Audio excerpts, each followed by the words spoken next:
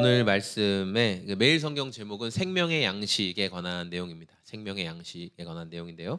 오늘 6장 16절에서 29절. 네. 그 6장 16절에서 29절 말씀은 예수님께서 이 오병이어 기적을 베풀어 주시고 그 뒤에 사람들이 막 예수님을 따라다니기 시작했습니다. 왜냐하면은 예수님이 그 먹을 것의 문제를 해결해 주셨기 때문이에요. 여러분 우리가 그 특별히 어떤 성경적인 세계관을 가지고 여러분 일을 대하지 않는 경우 대부분은 여러분 일을 왜 하십니까? 라고 물어보면 대부분은 다 먹고 살기 위해 어쩔 수 없이 합니다. 그렇게 이야기해요. 맞아요. 죽지 못해 어쩔 수 없이 하죠. 그래서 우리 가운데 잉여가 생기는 거예요. 잉여. 필요 이제 내가 쓸 것만큼의 돈이 잉여금이 생산되면 그때부터 여러분에게 더 일을 하세요. 여러분 돈을 더 벌기 위해 더 일을 해야죠. 이렇게 얘기하면은 어떻게 이야기할까요? 저는 이제 괜찮습니다. 네. 워라벨 들어보셨죠? 내가 일과 내 삶의 그런 여가 시간과 균형에 나는 초점을 맞출 겁니다. 이렇게 하면서 더 이상 예, 돈으로 여러분의 노동력을 더 많이 늘릴 수는 없는 상태가 되죠. 왜냐하면 우리는 먹고 살만해지면 더 이상 그 수고로운 노동을 하고 싶지 않은 마음이 들거든요. 그런데 오늘 예수님을 만났더니 그 이스라엘 사람들에게 어떤 일이 벌어진 거예요? 먹을 것의 문제가 해결된 거잖아요. 그것도 산에서 또 음식을 구할 수 없는 빈들에서 예수님께서 엄청나게 많은 사람들, 뭐 이제 기록된 건 5천 명인데 우리가 뭐 이렇게 여자들과 어린 아이들과 이제 남자만 5천 명이니까 그런 거 다 했을 때 뭐 몇만 명은 될 것이다. 이제 그런 내용들 많이 들어보셨잖아요. 그러니까 눈앞에서 그런 놀라운 이적. 더 이상 내가 먹고 살 궁리 걱정 안 해도 될 수 있는 우리가 이 로마의 압제에서부터 먹고 살 문제를 걱정하지 않아도 되는 그 메시아가 나타났다는 거예요. 그러니까 얼마나 많은 사람들이 예수님을 쫓아다녔겠습니까? 그래서 예수님은 이제 어제 말씀의 끝부분을 보니까 예수님이 이렇게 말씀하셨죠. 사람들은 예수께서 행하신 표징을 보고 이분은 참으로 세상에 오기로 된 그 예언자다 하고 말하였다. 예수님께서는 사람들이 와서 억지로 자기를 모셔다가 왕으로 삼으려 한다는 것을 아시고 혼자서 다시 산으로 물러가셨다. 이게 15절 말씀이에요. 오늘 16절부터 시작하죠. 날이 저물었을 때, 날이 저물어갈 때 오늘 찬양했잖아요. 날이 저물었을 때 예수님의 제자들은 바다로 먼저 내려갔어요. 그래서 그들은 배를 타고 이제 건너편 가버나움으로 배를 타고 가고 있어요. 이미 날은 어두워졌고요. 그들은 바다 한복판에 도착했습니다. 그런데 예수님은 그 배에 타지 않으셨어요. 그들과 함께 계시지 않았어요. 근데 18절에 문제가 발생합니다. 큰 바람이 불고 물결이 사나워졌다. 제자들이 배를 저어서 10여리쯤 갔을 때였다. 여러분 밤바다가 굉장히 뭐 노래 가사에서는 낭만적으로 묘사하지만 실은 밤바다는 굉장히 무섭습니다. 컴컴한 바다를 지켜보신 일 있나요? 얼마나 무서운지 몰라요. 그리고 성경 가운데 이 바다는 때로는 악의 상징으로 등장하고요. 우리가 통제할 수 없는 상황들로 묘사될 때 바다. 그리고 또 오늘은 더 심하게 이제 밤 바다를 묘사하고 있죠. 그런 죽음을 상징하는 악을 상징하는 의미로 많이 쓰이는 이 밤바다에서 제자들은 큰 문제를 경험하게 되었어요. 어떤 문제인가요? 풍랑과 그리고 엄청난 파도. 제자들 중에 어부 출신 제자들이 많이 있었지만 그럼에도 불구하고 지금 이들도 감당하기 힘든 큰 문제가 생겨버렸어요. 이때 제자들의 마음은 이랬겠죠. 아, 예수님이 계셨으면 얼마나 좋았을까. 처음에 자기들이 배로 갈 때도 야, 예수님이 좀 우리와 같이 가셨으면 좋았을 텐데 이런 생각을 했을 것이고 지금 문제가 생긴 배 위에서 제자들은 예수님이 우리와 같이 계셨으면 얼마나 좋았을까. 이제 이런 생각을 하게 되었습니다. 그런데 바다 한복판에서 이제 큰 문제를 경험하게 된 제자들 앞으로 어떤 일이 벌어졌을까요? 19절에 보니까 예수께서 바다 위로 걸어서 배에 가까이 오시는 것을 보고 무서워하였다. 우리 뭐 다른 성경 같은 데 보면 제자들이 예수님 보고 유령이다, 귀신이다 막 그런 얘기도 하잖아요. 예수님이 물 위로 지금 걸어 오셨어요. 사람의 생각으로는 이해가 안 되는 내용이죠. 말도 안 되는 내용이 지금 눈앞에서 펼쳐졌습니다. 그리고 예수님이 제자들을 향해 첫 번째 하신 말씀이 뭐였냐면 나다 두려워하지 말아라 이렇게 말씀하신 거예요. 제자들은 기꺼이 예수님을 배 안으로 모셔드렸죠. 그러니까 이 말씀을 보면 우리의 그 현 상황을 너무나 잘 말씀해주고 있어요. 여러분 우리는요 내가 통제할 수 있다고 생각하고 그래서 배를 끌고 바다로 나갑니다. 그리고 내가 보이는 저 목적지까지 나는 얼마든지 안전하게 갈 수 있어라고 생각을 해요. 그런데 세상은 바다로 표현될 수 있는 세상은 그렇게 우리의 계획처럼 움직여주지 않거든요. 내가 준비한다고 해서 내가 또 잘 대비하고 있다고 해서 그대로 그 일이 진행되지가 않습니다. 굉장한 문제가 많이 생깁니다. 그런데 우리 예수님은 그런 굉장한 문제 가운데 혼돈의 바다 위를 걸어오시는 모습으로 오늘 성경 가운데 등장하고 계십니다. 그리고 우리에게 하시는 말씀이 나다 두려워하지 말아라 이렇게 말씀하시죠. 저와 여러분의 혼돈의 상황, 혼돈의 바다가 언제 우리의 삶에 나타날지 모르겠어요.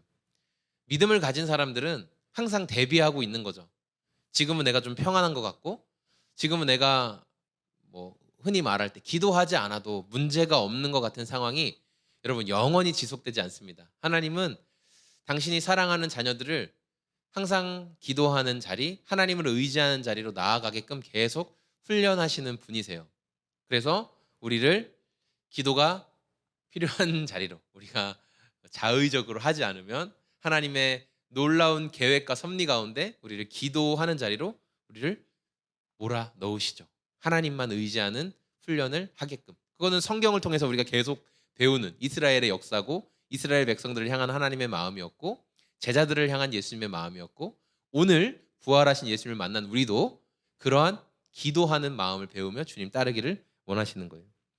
혼돈의 바다, 혼돈의 세상 위를 걸어오시는 예수님, 기도하는 우리들에게 이렇게 말씀하십니다. 나다 두려워하지 말아라. 내가 너와 함께 있다. 그러니까 우리의 고백은 언제나 주님이 나와 함께 계심을 그 신뢰하는 관계 속에 살아가야 된다는 거예요. 우리가 여러 가지 많은 것들 구하고 여러 가지 많은 것들 추구하며 쫓아가고 저 목적지까지 가는 게 중요해라고 이야기를 하지만 더 중요한 건 주님과 함께 있음의 안정감을 우리가 좀 늘 경험하고 누리는 삶이 되었으면 좋겠어요. 22절 말씀부터 그 다음 날이었다. 이제 날이 지나갔어요. 바다 건너편에 있던 무리는 거기서 배 한 척만 있었다는 것과 예수께서는 제자들과 함께 배를 타지 않으셨고 제자들만 따로 떠나갔다는 것을 알았다. 그러니까 예수님을 추종하며 따라다니던 많은 사람들이 이상하다. 거기 배 한 척밖에 없었고 예수님은 제자들과 함께 가지 않으셨고 그래서 이 한 척의 배만 이동을 했는데 예수님이 어떻게 지금 여기에 같이 계시나 지금 그런 생각들을 한 겁니다. 그러니까 무리들이 어떻게 예수님이 여기에 오셨지? 제자들만 오는 걸로 알고 있었는데 그런 생각을 한 거죠. 그러면서 이 사람들은 예수님을 따라다니고 예수님을 추구하는 목적이 앞서 우리가 본 것처럼 기적을 보았기 때문이에요. 기적을 받고 예수님이 자기의 먹을 것을 채워줄 수 있는 분이기 때문에 이 사람들이 예수님을 열심히 따라다녔습니다. 우리들도 신앙생활하면서 예수님 열심히 따라다니죠. 예수님 기도하고 예수님 추구하고 예수님 바라보고 하는데 우리도 기적의 현장에 있어서 기적의 주인 되시는 예수님께 집중하는 게 아니라 자꾸만 그분의 주머니에서 나오는 어떠한 신기한 것들, 기적의 현상들만 추구하면서 주님을 따르고 쫓고 있진 않은지. 그러면 주님이 보여주시는 기적의 현상이 일어나지 않으면 그때부터 원망이 되거든요. 그때부터는 주님과의 바른 관계를 맺을 수가 없죠. 왜냐하면 기적이 안 보이니까. 예수님은 계신데 기적이 안 보이니까. 믿어야 할 예수님을 믿지 못하고 기적의 현상이 안 나타나면 내가 정말 따라야 할 예수님도 따르지 못하게 되죠. 그래서 이러한 그 예수님의 기적만 보고 따라다니는 사람들이 예수님께 말합니다. 25절에 예수님을 만나서 말하였다. 선생님, 언제 여기에 오셨습니까? 그러니까 예수님이 그들을 향해 이렇게 대답하시죠. 내가 진정으로 너희에게 말한다. 너희가 나를 찾는 것은 표징을 보았기 때문이 아니라 빵을 먹고 배가 불렀기 때문이다. 너희는 내가 베푼 그 기적 때문에 저분은 정말 구원자다, 메시아다 이렇게 따라오는 게 아니라 니네가 빵을 먹고 배가 불러서 나를 따라오는 거야. 저분께 있으면 계속 빵이 떨어지겠지. 저분께 있으면 계속 내 배를 채워줄 수 있겠지. 예수님은 그 성경을 통해서 사람들의 악함을 말씀하실 때 뭐라고 말씀하시냐? 사람이 자기가 스스로 우상되는 것. 그래서 성경은 그들의 신은 배다. 자기 배가 자기 먹을 것 채우고 자기 쓸 것 채우고 거기에서 든든하고 안정감을 누리는 것은 그들이 우상 숭배자와 같다. 이렇게 성경은 말씀하고 있어요. 그러니까 이 사람들은 지금 예수님을 추구하고 따라간다고 하지만 실제로는 누구를 섬기는 거예요? 결국 자기를 섬기는 거예요. 굉장히 미묘하죠.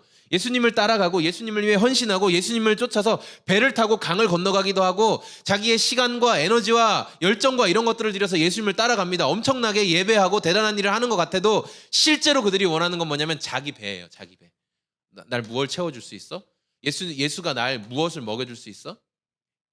우리는 신앙생활하면서 항상 이 질문을 해야 돼요.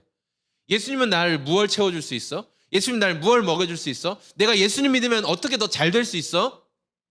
이건 예수님께서 보여주신 기적의 의미와도 아무 상관이 없고 예수님이 우리를 위해 죽으시고 부활하신 십자가의 은혜와도 상관없는 내가 우상되는 모습으로 나아가고 있는 것이라는 거예요. 우리가 말씀을 통해서 그런 부분을 항상 점검하고 바로 보아야 한다는 거예요. 그럼 예수님은 당신이 어떤 분이신지를 어떻게 말해주시기를 원하셨냐? 27절에 너희는 썩어 없어질 양식을 얻으려고 일하지 말고 영생에 이르도록 남아있을 양식을 얻으려고 일하라. 이 양식은 인자가 너희에게 줄 것이다. 아버지 하나님께서 인자를 인정하셨기 때문이다. 그러니까 예수님은 너희들 먹고 배부른 너희 배만 채우는 그 빵을 추구하는 인생이 아니라 내가 너희에게 주는 영원한 생명에 집중해라. 예수 그리스도, 생명의 빵 되시는 예수 그리스도께 집중해라. 그게 더 우선이고 그게 더 중요하다라고 예수님께서 말씀을 하셨죠. 그러니까 사람들이 이야기하죠. 그럼 어떻게 해야 됩니까? 28절에 우리가 무엇을 하여야 하나님의 일을 하는 것이 됩니까? 그러면 알겠습니다. 영원한 생명을 추구하라고요? 그럼 우리가 어떻게 하면 영원한 생명을 추구할 수 있죠? 예수님이 핵심 대답 29절 하나님께서 보내신 일을 믿는 것이 곧 하나님의 일을 하는 것이다. 예수님을 믿는 것 그게 하나님의 일을 하는 거래요. 오, 와우, 쉽네. 하나님 일을 하는 거 되게 쉽네. 쉬울까요? 여러분 믿음이 쉬우세요? 예수님을 믿는 게 쉬워요? 가만히 있으면 될까요? 예수님은 이 믿음의 하나님을 믿는 걸, 하나님이 보내신 예수님을 믿는 것이 굉장한 수고로움이 있는 일이라고 말씀하고 있어요. 가만히 있는다고 절대 믿음이 생기지 않습니다. 그분을 신뢰하고 그분을 의지하고 우리 삶에 일어나는 여러 가지 요인들 어떨 때는 예수님과 함께 배를 타고 있지만 그러면서도 풍랑이 일어나잖아요. 성경을 보면. 근데 예수님 뭐하고 계세요? 그래서 주무시고 계시죠. 그런데 그런 상황 가운데서도 여러분 예수님이 나와 함께 계시니 내 배는 절대 침몰하지 않을 거야. 이건 굉장히 적극적인 믿음의 액션이죠. 예. 거기에서 와 예수님 배 침몰해요. 죽어요. 죽어요. 이거보다 내가 예수님과 함께 있으니까 이 배는 침몰하지 않을 거야. 설령 침몰한다 하더라도 예수님이 책임지실 거야. 이건 대단한 믿음입니다. 예수님은 예수님을 향해 우리가 그 정도 믿음까지 나아가며 관계를 온전히 맺기를 원하시는 거예요. 그게 하나님께서 보내신 일을 믿는 것이 곧 하나님의 일이다. 그러니까 예수님을 믿는다는 것은 우리가 한번 영접을 하고 구원 초청에 반응하고 그 정도 수준에서 끝나는 게 아니라 매일의 치열한 우리의 삶의 갈등과 고민과 괴로움과 때로 신앙을 포기하고 싶은 상황이 드는 그런 순간에도 주님을 신뢰하고 주님을 믿어드리고 그분의 인격과 말씀에 기초한 성경의 사실을 인정하고 따라가는 것. 이게 하나님께서 보내신 자 예수 그리스도를 믿는 믿음의 삶이다라고 말씀하고 있습니다. 예수님 믿는 게 엄청 쉬운 줄 알았더니 오늘 또 이 시간 보니까 되게 어려운 일이구나 이런 생각이 들죠. 그러나 그렇게 쉽다라고 말할 수만은 없습니다. 고민과 괴로움과 좌절과 이런 것들을 예수님과 함께 통과해야지만 그게 진짜 단단한 신앙이 됩니다. 여러분 전우라고 하죠. 우리가 부부관계를 흔히 전우와 같이 표현하는데 전우는 뭐예요? 함께 전쟁을 경험하고 함께 죽음의 상황을 경험하고 함께 간 사람들. 그럴 때 끈끈한 그 전우애가 생기죠. 우리가 예수님과 함께 고난의 순간, 낙심의 순간, 어려움의 순간 함께 통과하는 거예요. 예수님과 함께. 그러면서 그 순간에도 예수님이 함께 계시는구나, 예수님이 곁에 계시는가를 끊임없이 확인하는 과정을 통해서 주님과의 관계가 깊어지고 하나님께서 보내신 자, 예수님을 믿는 그 일, 하나님의 일을 할 수 있는 거예요. 그게 영원한 삶을 추구하고 살아가는 성도의 삶인 것입니다. 오늘 저와 여러분의 삶에 영원한 양식을 주시기 위해 오신 예수님, 우리가 그분의 주머니에서 내 배를, 내 우상을 채울 만한 어떤 것들을 기대하는 것이 아니라 예수님 자체, 예수님과의 그 깊은 관계를 누리고 따를 수 있는 우리의 삶이 다 되었으면 좋겠습니다. 아멘. 네, 우리 함께